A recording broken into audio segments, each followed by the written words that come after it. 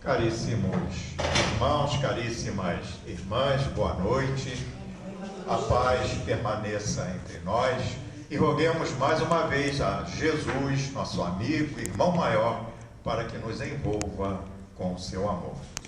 Mais uma vez eu agradeço por essa oportunidade de estar aqui com vocês, compartilhando este momento. E trouxemos como tema da nossa conversa, o homem de bem. Aliás, quem é espírita há algum tempo sempre ouviu falar sobre isso, Muitas pessoas falam, e nós viemos aqui trazer esse tema porque, na verdade, ele é muito importante para nós. Porque, veja, nós falamos aqui em transição planetária, um mundo de regeneração. Mas esse mundo, para acontecer, ele necessita que hajam homens de bem. É claro que ainda não é um mundo perfeito, mas, porém, precisam de pessoas que já estejam predispostas à prática do bem, à prática do amor, a que tudo em derredor seja paz e harmonia, que onde houver alguma coisa que seja necessária a sua intervenção para que a paz aconteça, que ele esteja predisposto a isso.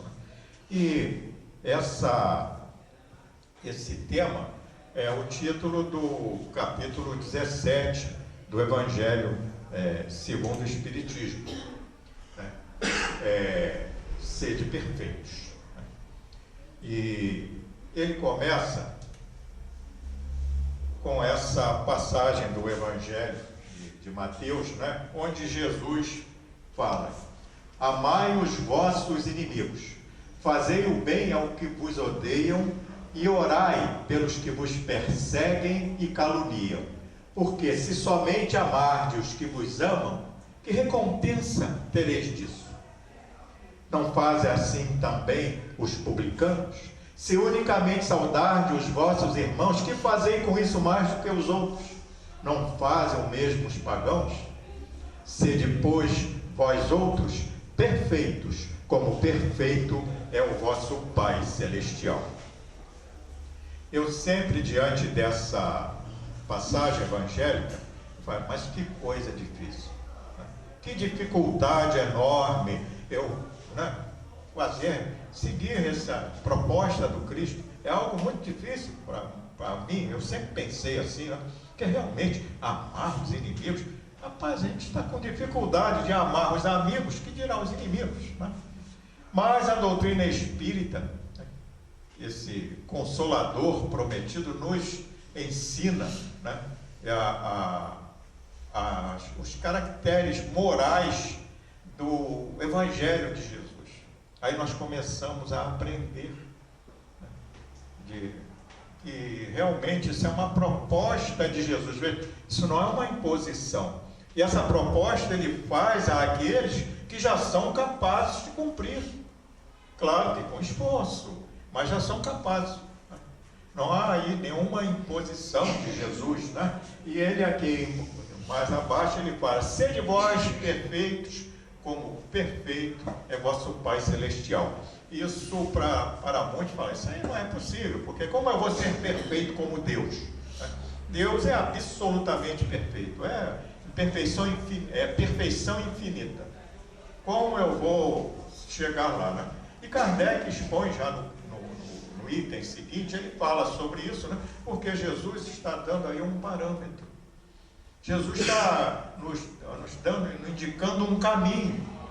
Siga o caminho de Deus, nosso Pai. Siga em direção a Ele. Por isso é sede perfeito. Nos atributos de Deus, que é apresentado no capítulo 1 do Livro dos Espíritos e no capítulo 2 da Gênese, um dos atributos divinos é: Deus é soberanamente justo e bom. Soberanamente justo e bom nós ainda não podemos ser, mas já podemos nos esforçar para sermos justos e bons. Então é isso que Jesus indica. E naquela época, para aquelas pessoas, ele tinha que falar isso, Porque hoje, com a doutrina espírita, nós sabemos que somos seres espirituais, que estamos progredindo a cada encarnação, e tudo isso. Mas imagina, há 2000 anos atrás, será que nós teríamos condição de entender o que a doutrina espírita nos explica hoje? Eu acredito que não, né? Mas aqui no item 2, eu não coloquei ele todo, apenas no final, onde Kardec diz: aquelas palavras, portanto, devem entender-se no sentido da perfeição relativa, a de que a humanidade é suscetível e que mais a aproxima da divindade.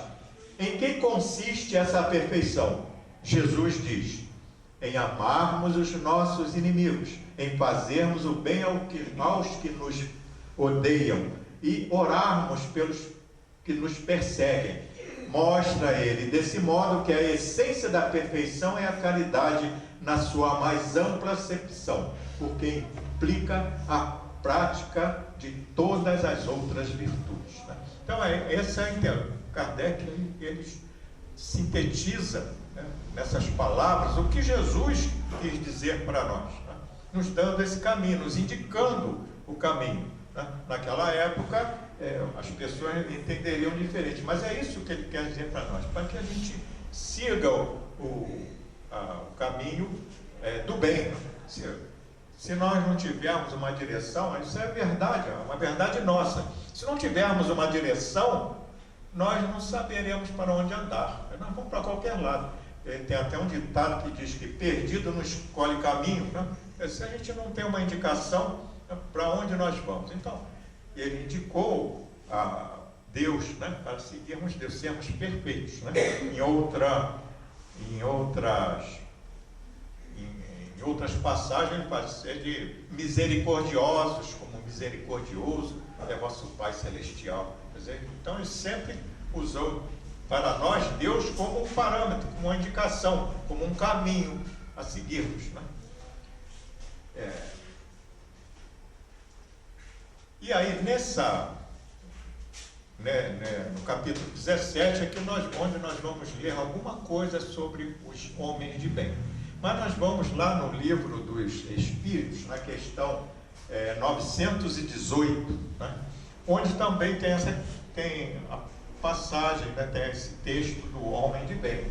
E Kardec pergunta: por que indícios se pode reconhecer em um homem o progresso real que lhe elevará o espírito na hierarquia espírita? Que indício? O que indica, né? E a resposta: o espírito prova a sua elevação quando todos os atos de sua vida corporal representam a prática da lei de Deus e quando antecipadamente compreende a vida espiritual. Então, e aí depois, a título de nota, vem a página do homem de bem, aqui também no livro dos Espíritos, né? Mas veja, né, quando todos os atos da sua vida, todos os atos, olha, nós ainda precisamos, que ele está perguntando como se pode reconhecer aquela pessoa que é um progresso espiritual, né? Quando todos os atos da sua vida, né, corporal representam a prática da lei de Deus. Por isso que Jesus indicou: sejam misericordiosos, né, como perfeitos, como vosso Pai Celestial, né? Porque o indivíduo só vai ser realmente mais elevado quando todos os atos de sua vida estiverem baseados na lei de Deus. Nós vamos falar um pouquinho mais a isso aí adiante, né? E muitos podem achar assim que, não, infelizmente as religiões tem como indica assim, se você fizer isso ou aquilo, nós vamos falar assim, religiões dogmáticas, né? Então, se você rezar de joelhos, se você fizer isso, fizer aquilo, que você vai progredir. Os espíritas têm que tomar também cuidado, porque muitos acham assim: se eu estou indo lá na casa espírita, bebo água fluidificada, tomo meu passe, e é só isso, né? Quando, veja que Jesus recomenda ao indivíduo amar, e ainda vai mais longe, né? Amar os inimigos. Quer dizer, então, se nós não praticarmos o amor lá fora, porque aqui dentro é fácil. Aqui dentro a gente abraça o Pedro, a gente faz tudo, mas lá fora a gente não abraça não, né, Pedro? A gente lá fora não vamos dar colher de chá para ele. Mas porque, entende? É lá, depois da porta ali, é que nós temos que pôr em prática, né, o que nós aprendemos aqui dentro, né, que é uma oficina, onde nós aprendemos a amar. E ninguém se perturba, porque vai ser difícil para mim. Não, isso não é conversa, não. Jesus está apostando em cada um de nós. Por isso que há 2000 anos passados ele trouxe o seu evangelho, trouxe as suas propostas evangélicas. Né? Muitos de nós, talvez naquela época, não ouvimos as propostas dele. Mas hoje nós estamos aqui falando sobre elas. E aqui, então, nós já vamos para o item 3 do capítulo 17, né, o homem de bem. Né? Eu não coloquei todas elas, vamos falar apenas sobre algumas. Né? Essa é a primeira. O verdadeiro homem de bem é o que cumpre a lei de justiça, de amor e de caridade na sua maior pureza. Se ele interroga a consciência sobre seus próprios atos, a si mesmo perguntará se violou essa lei, se não praticou o mal, se fez todo o bem que podia, se desprezou voluntariamente alguma ocasião de ser útil, se ninguém tem qualquer queixa dele, enfim, se fez a outrem tudo o que desejaria lhe fizesse. Então nós vamos meditar um pouco sobre isso. Primeiro, nós vemos aí que o homem de bem, o verdadeiro homem de bem, ele até coloca lá o verdadeiro homem de bem, porque existem os falsos homens de bem, né? Que são os hipócritas, né? Aqueles que têm aquela cara que chega no lugar. Eu também sou muito fofoqueiro, Pedro. Eu já cheguei, eu tinha um pé atrás com muitos espíritas, porque você chegava na casa espírita, parecia que estava levitando, olhando, você chama todo mundo de irmãozinho, essas coisas, né? Então, e na verdade, a pessoa não tem nenhuma elevação espiritual, porque veja ali, todos os atos da sua vida, não é você na casa espírita, não, é todos os atos, você, quer dizer, na sua vida, ponto final. Acho que aí dá para entender, né? Porque às vezes nós achamos que porque eu já tenho 20 anos de espiritismo, eu já estou quase entrando em nosso lar. Olha, o umbral nos espera, com certeza, né? Para trabalhar, porque lá nós vamos aprender mais para progredir, né? Trabalhando. Né?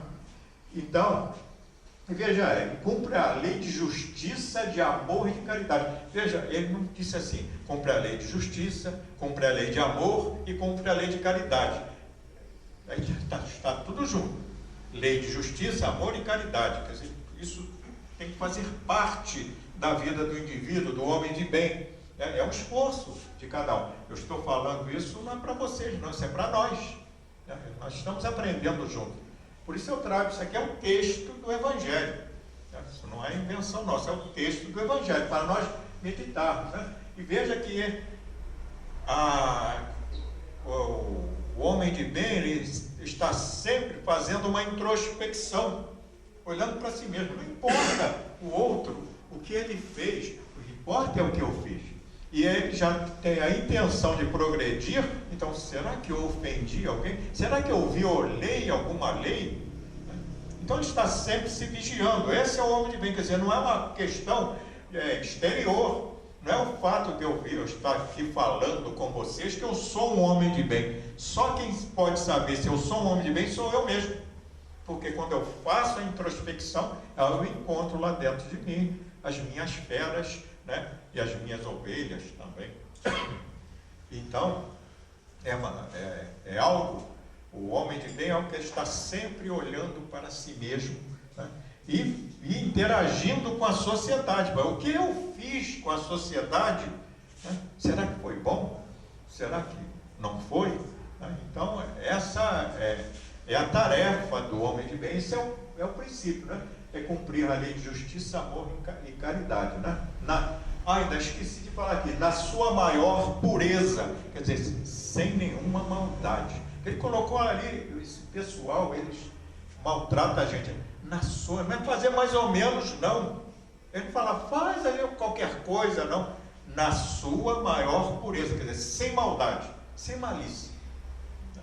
Porque aí vem aquela questão da hipocrisia. Eu sou bom, eu faço doações, faço palestra falando do Evangelho, mas será que eu sou um homem de bem na maior pureza? Que isso só quem pode saber sou eu. Os outros não podem. Mas isso aí é o verdadeiro, que está falando sobre o verdadeiro homem de bem. Com certeza a maioria de nós vamos chegar lá, mas é preciso um esforço inicial. E aqui um outro parágrafo em que ele diz: deposita fé em Deus, na sua bondade, na sua justiça e na sua sabedoria. Sabe que sem a sua permissão nada acontece e se lhe submete à vontade em todas as coisas. Isso aí é que Jesus falou: sejam misericordiosos, sejam perfeitos, como é o vosso Pai Celestial. É essa confiança que temos na lei de Deus. Já falamos aí, um dos atributos de Deus é qual? É soberanamente justo e bom. Então é cumprir essa lei. Ser justo, ser bom, ser amoroso, ser para com todos.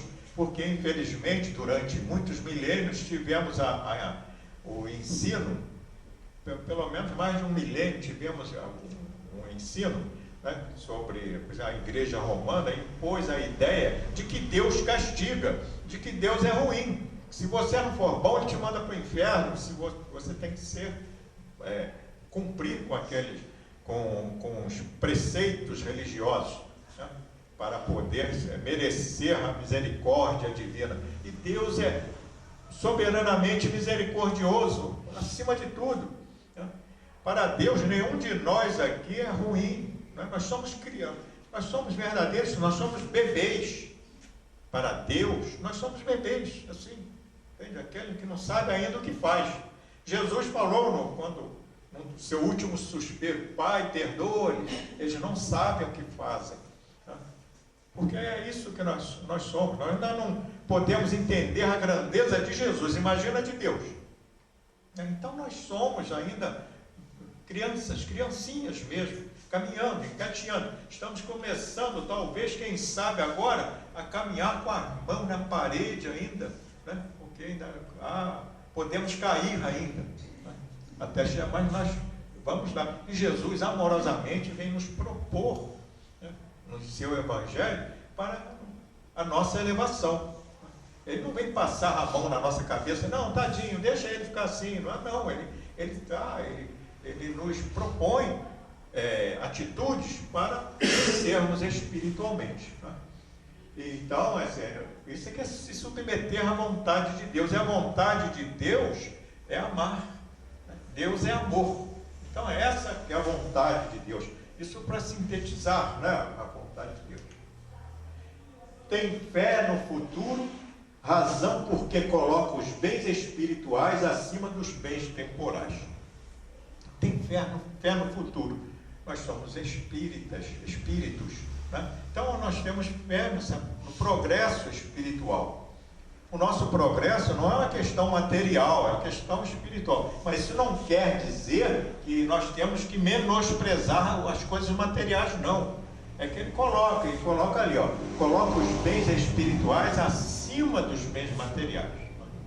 Jesus também propôs no seu Evangelho: não ajunteis para vós tesouros na terra, porque eles podem ser destruídos. Ajunteis tesouros no céu, porque esses não podem ser destruídos, roubados, arrombados, porque onde estiver o seu coração, ali estará o seu tesouro. Os bens, que ele fala dos céus, os bens espirituais, esse nosso progresso moral, um progresso intelectual, são coisas imperecíveis.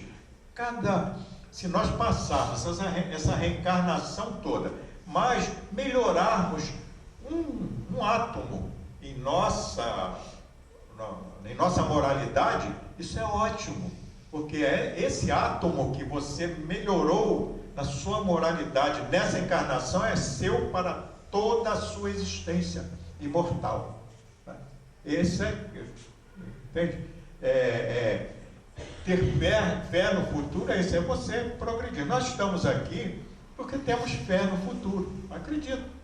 Vamos aprender um pouco sobre as questões espirituais. Então, cada palestrante que vem aqui deixa alguma coisa no coração de cada um, né? E aí nós vamos progredindo. Né? Porque senão se nós nos dedicarmos apenas às coisas materiais, vamos progredir muito pouco.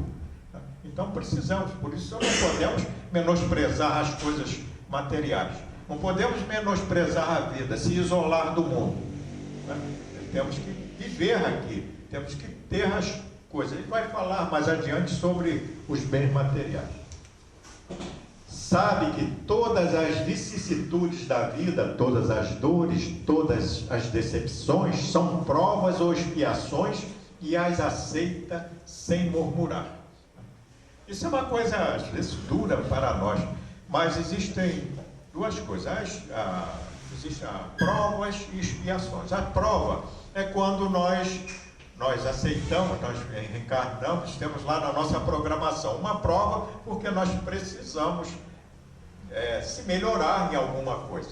A prova da paciência. O indivíduo vai, eu vim aqui para a prova da paciência. Aí você vai notar que na sua família, todo mundo te contraria. É aí que você tem que mostrar paciência. É um exercício, não adianta, eu tenho paciência. Se eu ficar isolado dentro de uma caverna lá, nunca vou ser paciente, né? Porque só tem eu e a caverna.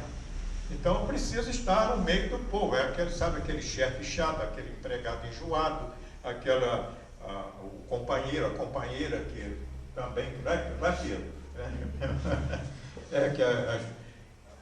às vezes nós olhamos, né? É coisa um pouco difícil, às vezes o convívio familiar, né? Às vezes eu falo para minha mulher, poxa, isso aí veio aqui para me testar, né? Testar a minha paciência, não sei até quando vai isso. A minha mulher deve olhar para mim e falar assim, poxa, até quando eu tenho que aturar esse cara, né? Porque então, é o convívio, é aí que nós, até o núcleo familiar é o melhor lugar para nós desenvolvermos a nossa paciência, enfim, o nosso amor, né? Enfim, a nossa dedicação um com o outro, né? Isso não é porque tem que chegar ali e combinar, não, ali, dentro daquele cadinho que nós vamos nos melhorar, né? A paciência, isso é uma prova. Então não vamos reclamar, casei com a mulher errada, casei com o homem errado, Deus me livre, né? A coisa também não é por aí.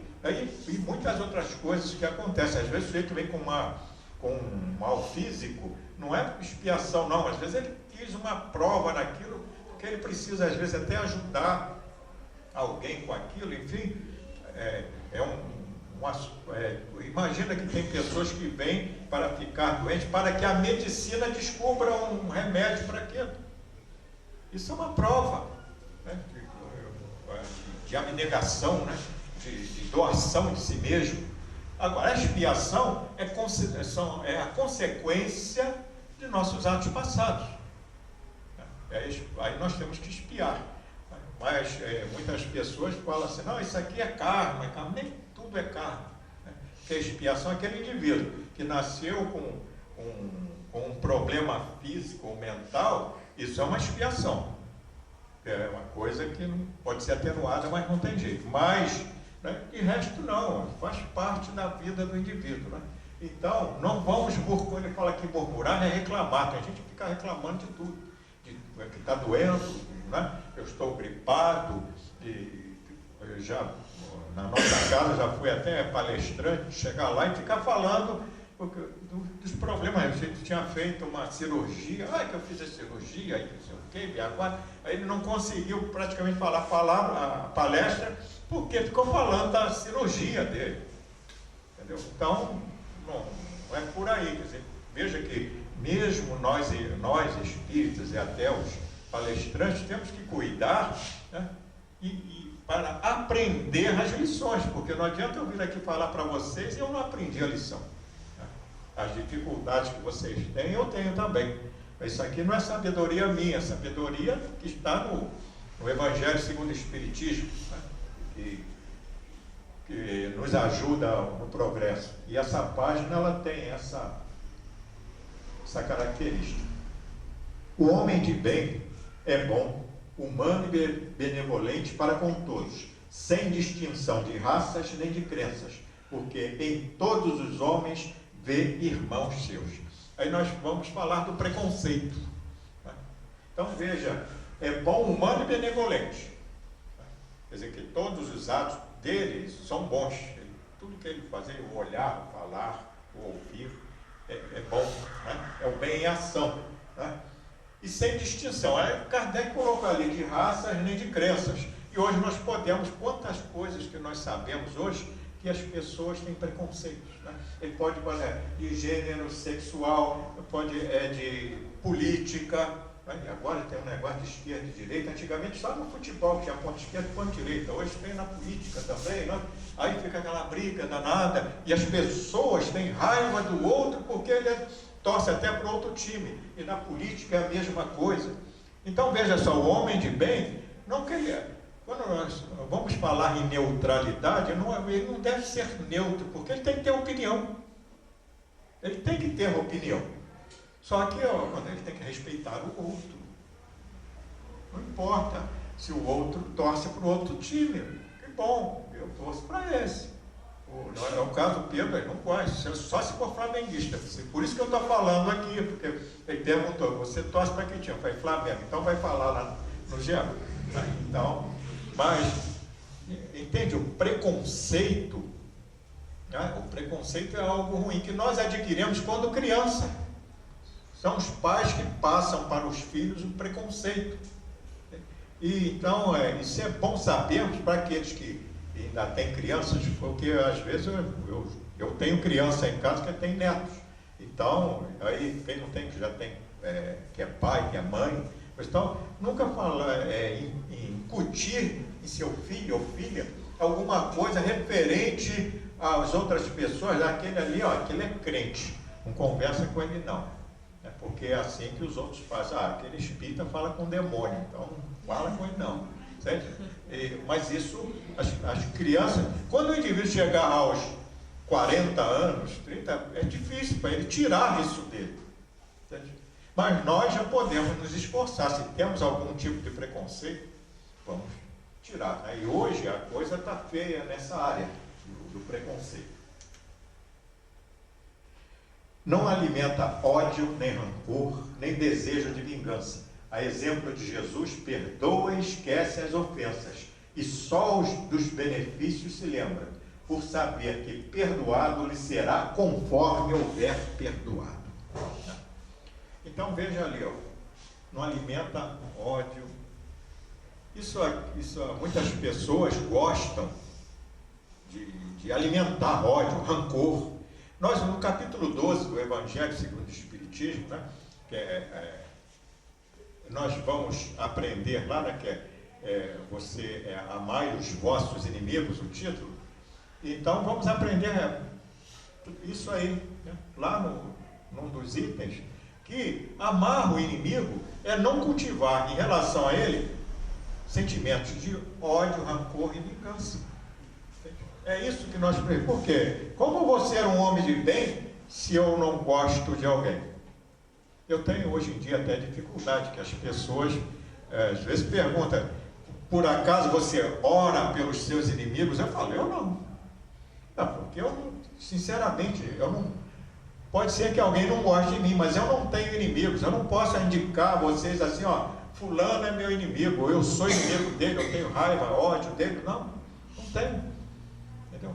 Não que seja perfeito, mas se eu ficar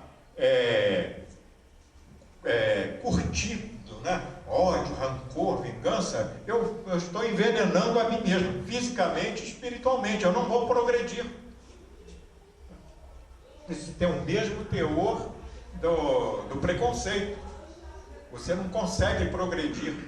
Então nós precisamos, né, não alimentar esses sentimentos em nós, porque isso vai lá no nosso coração. Isso é veneno mesmo. Hoje até a própria ciência médica fala sobre isso, que as pessoas rancorosas, elas têm dificuldades em se recuperar diante de determinadas doenças. Então, e vocês já viram que os espíritas são mais bonitos, né? Porque já começa a amar um pouco. Eu falo isso para a gente ficar prosa mesmo, né? É bom, né? Porque o espírito, ele ri, mágico, ele não perde tempo em odiar. Isso é perder tempo. Você vai parar no tempo, é literalmente perder tempo, porque você só odeia o passado, você não odeia o futuro. Tem pessoas que, quando você fala de alguém, eu detesto aquela pessoa, isso aconteceu há 30, 40, 50 anos atrás, e a pessoa continua com ódio daquela pessoa. Então não vai progredir, é difícil o progresso. Então nos esforcemos por nos desvencilhar desse costume, né? E lembrar só dos benefícios, né? Que ninguém é totalmente mau, sempre tem alguma coisa boa, tá? Indulgente para as fraquezas alheias, porque sabe que também necessita de indulgência, e tenha presente esta sentença do Cristo: atire-lhe a primeira pedra aquele que se achar sem pecado. Todos sabemos que essa passagem é da mulher adúltera, né? Então eles queriam que Jesus promovesse um julgamento. Isso era uma armadilha que eles estavam fazendo para Jesus, né? E Jesus, em determinado instante, fala isso: atire-lhe a primeira pedra aquele que se achar sem pecado. Veja, Jesus não falou atire aquele que nunca praticou adultério, que se achar sem pecado, mostrando, né, a nós que nós devemos fazer antes uma introspecção, saber sobre nós mesmos. Será que eu sou perfeito para julgar os outros, atirar uma pedra, né? O outro achar que não, aquele lá errou. Nós temos o direito de análise. Se o indivíduo cometeu um erro, é certo, cometeu um erro, mas julgar, que aí é o atirar a pedra, julgar, não. Esse é um direito que nós não temos e não devemos fazer uso dele. Ser indulgente é compreender, porque por pior que o indivíduo seja, se nós formos ver a vida dele, ele em algum momento aconteceu alguma coisa que aquela pessoa não se desviou do caminho. Nem todos de nós somos fortes o suficiente diante de determinadas tentações, porque é muito fácil julgar. Fulano fez isso, ela fez aquilo, mas se eu estivesse no lugar dele, será que eu faria? E a indulgência eu tratar o outro da maneira como eu gostaria de ser tratado, não é? Estuda suas próprias imperfeições e trabalha incessantemente em combatê-las. Todos os esforços emprega para dizer no dia seguinte que alguma coisa traz em si de melhor do que na véspera. Então isso nós temos que sempre fazer essa introspecção, né, para nós sabermos, né, que já melhoramos. E nesse mesmo capítulo, no item seguinte, fala os bons espíritas.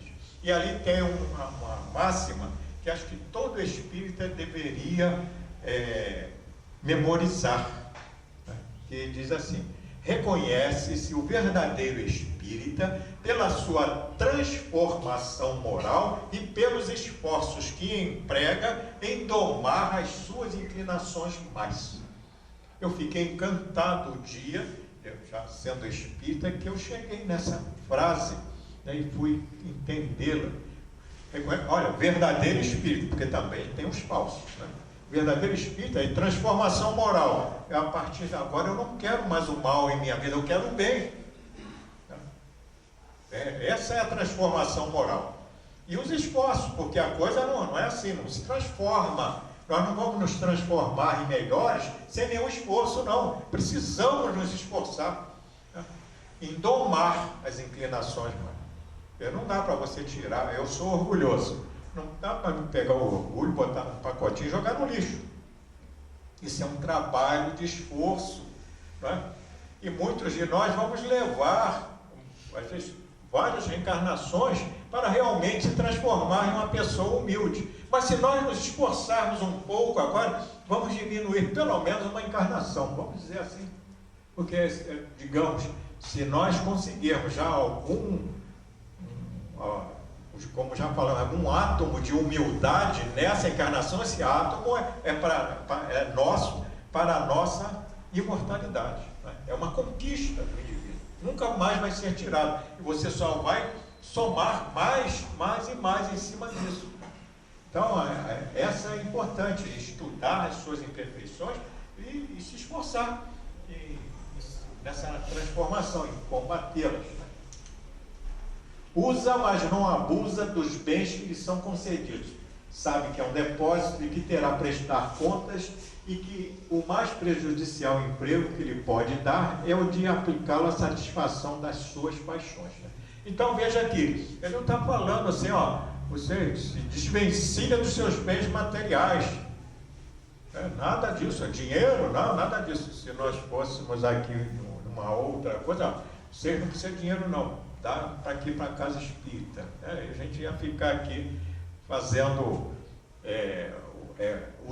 usurpando o dinheiro de todos. Né? Mas não, cada um deve usar os bens materiais.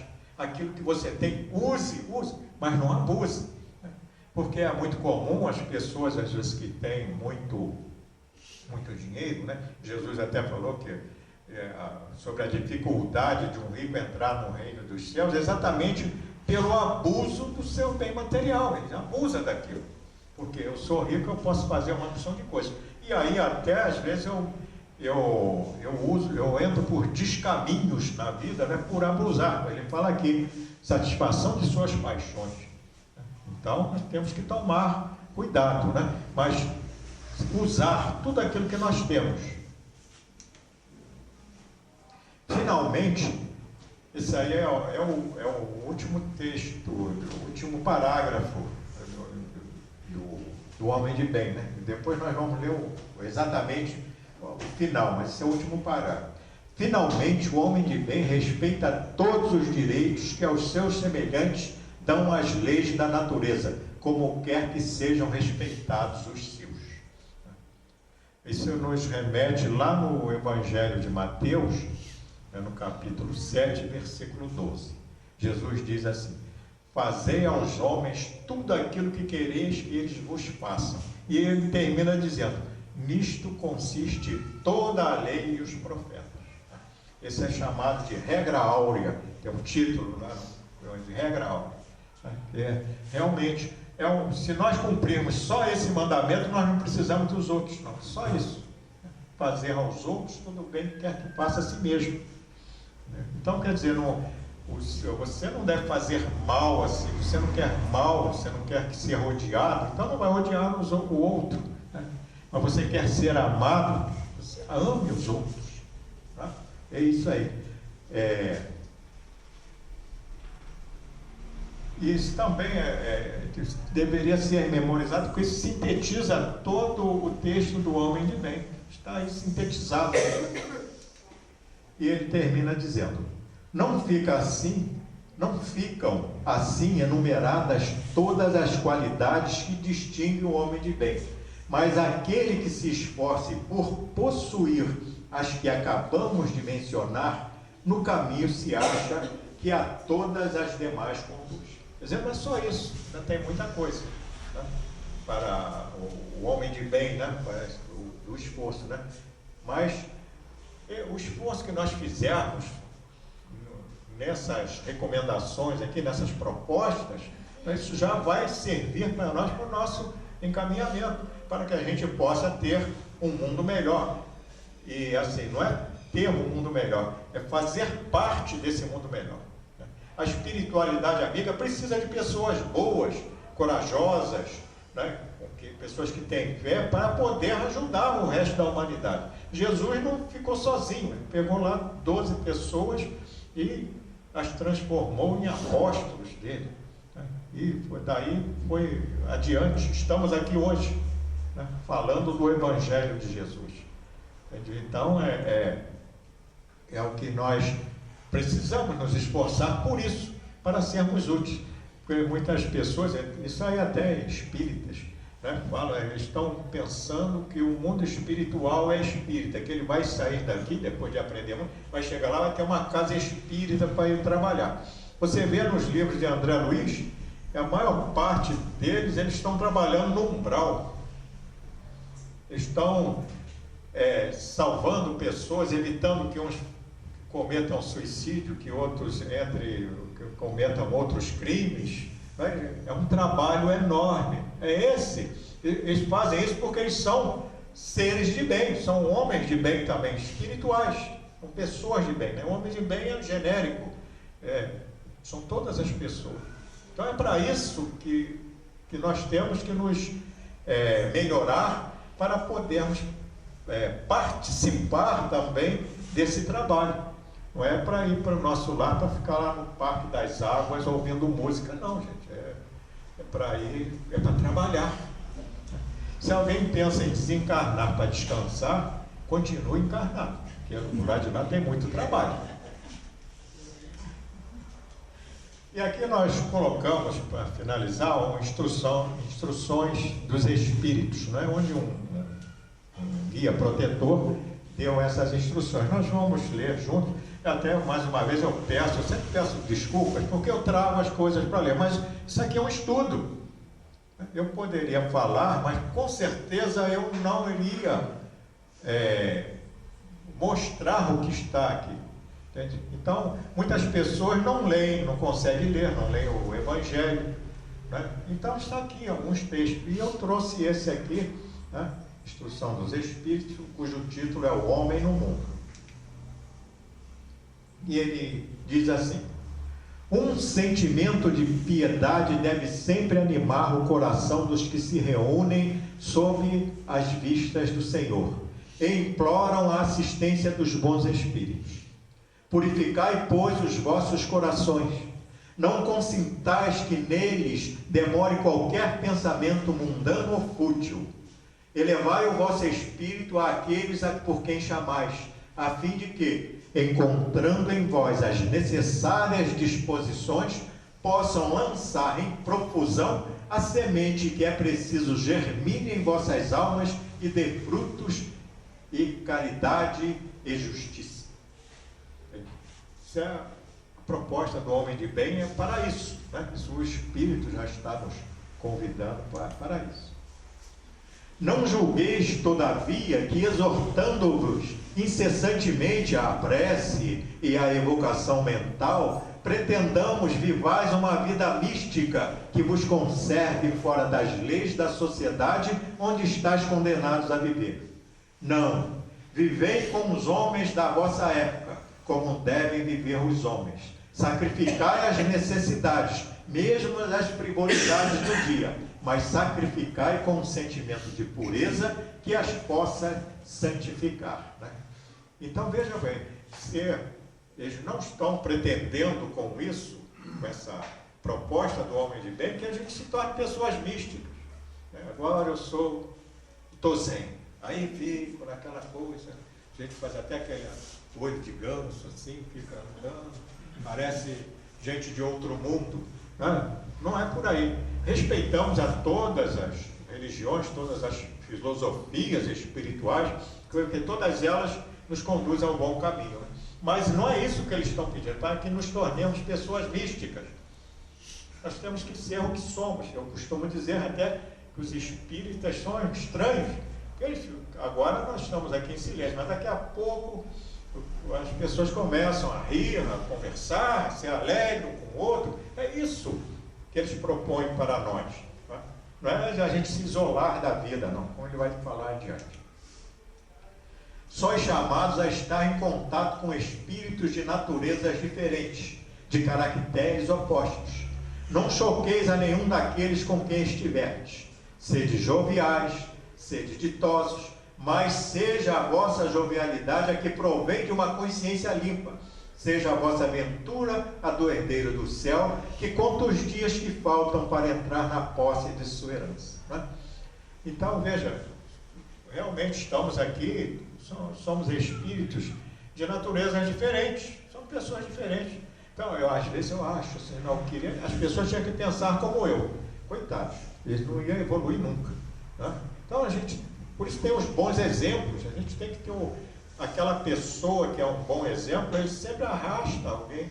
Jesus, no Sermão do Monte, no capítulo 5 de Mateus, ele fala lá: vós sois a luz do mundo, brilhai a vossa luz diante dos homens, para que, vendo suas boas obras, glorifiquem vosso Pai que está no céu. É isso que é o homem de bem. Não consiste a virtude em assumir de severo e fúnebre aspecto, em repelir de os prazeres que as vossas condições humanas vos permitem. Basta reportei todos os atos da vossa vida ao Criador que vô-la deu.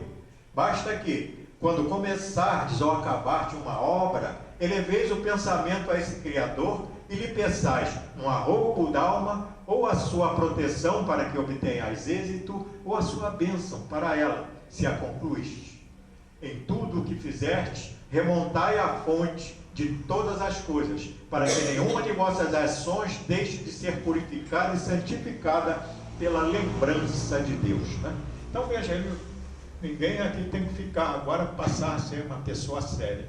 É aqueles espíritas que eu falei aqui no princípio, aquelas pessoas que não ri. Antigamente era proibido você rir na casa espírita. Olha, gente, eu estou falando, era proibido. As pessoas, não, aqui é um lugar sério, ninguém pode rir. A gente não podia, se um orador chegasse aqui e fizesse, até algumas coisas que eu falei aqui, de uma piada sadia ou coisa assim, não, isso não pode ser assim, porque é coisa séria. Ser sério é ser alegre, é ser feliz, é transmitir felicidade para o outro, é não permitir que o outro fique chorando na sua presença. A perfeição está toda, como disse o Cristo, na prática da caridade absoluta. Mas os deveres da caridade alcançam todas as posições sociais, desde o menor até o maior. Nenhuma caridade teria a praticar o homem que vivesse isolado. Unicamente no contato com seus semelhantes, nas lutas mais árduas, é que ele encontra ensejo de praticá-lo. Aquele, pois, que se isola, priva-se voluntariamente do mais poderoso meio de aperfeiçoar-se, não tendo de pensar senão em si, sua vida é de um egoísta. Então, isso que nós aprendemos hoje, e quem quiser vai lá na lição, vai aprender muito mais ainda, é para vivermos a vida como ela é, a vida que nós temos. Não é para isolar, não, senão seremos apenas um egoísta. Não imagineis, portanto, que para viverdes em comunicação constante conosco, para viverdes sob as vistas do Senhor, seja preciso vos silicieis e cobrais de cinza. Não. Ainda uma vez vos dizemos: felizes sede segundo as necessidades da humanidade, mas que jamais na vossa felicidade entre um pensamento ou um ato que o possa ofender, ou fazer-se velho semblante dos que vos amam e dirigem. Deus é amor, e aqueles que amam santamente, Ele os abençoa. Né? Quando ele fala ali, os silicieis, silício é um instrumento de autotortura, você pega um cordão cheio de pontas de aço, amarra no braço, na perna, na cintura. O pessoal fazia isso achando que, estando sofrendo, ele iria para o céu assim. Isso foi praticado, e talvez hoje alguns ainda praticam aquele autoflagelamento, né? Então é isso. Ele fala, não é você ficar triste, cara, amuada, não é se autoflagelando que você vai progredir, não, né? Segundo ele fala, felizes sede segundo as necessidades da humanidade, é viver na sociedade, viver uns com os outros aqui na sociedade. É isso que é ser o homem de bem. Ele não é diferente de ninguém. Ele é uma pessoa que vive na sociedade, e onde ele estiver, ele procura semear coisas boas. Né? estar sempre em contato com a divindade, pedindo que as nossas atitudes, né, antes de qualquer coisa, por isso que nós, pela manhã, devemos orar, né, que é sintonizar com Deus. E Jesus, no Sermão do Monte, também ensina o povo a orar, porque até então, só os sacerdotes tinham direito de orar. Você, para atingir a Deus, você teria que ser um sacerdote, né? E Jesus já explica ali para o povo, né? Você entra para o silêncio do teu quarto, quer dizer, que é para a sua intimidade, e lá onde o Pai tudo vê em segredo, ora teu Pai que em segredo te recompensará. Então Jesus pedindo, você fecha os olhos, entra para dentro de você mesmo, e ali você vai encontrar Deus, né? Então, qualquer momento que nós tivermos na nossa vida, elevarmos o nosso pensamento a Deus, o simples pensar em Deus já modifica o nosso interior, né? a nossa aura psíquica já vai modificar, e aí a espiritualidade amiga pode nos ajudar. Depois que fizermos alguma coisa, orar agradecendo, pedindo a bênção de Deus para aquilo que nós fizemos. Então, o homem de bem, o ser humano de bem, é aquele que, onde ele estiver, coisas boas estão acontecendo. Se estiver acontecendo alguma coisa ruim, ele está ali com pensamento elevado e predisposto a fazer algo que modifique aquela situação, né? Isso fora da caridade não há salvação. Não há salvação, a máxima da doutrina espírita. Mas a caridade é isso, é ser bom em qualquer momento da própria vida.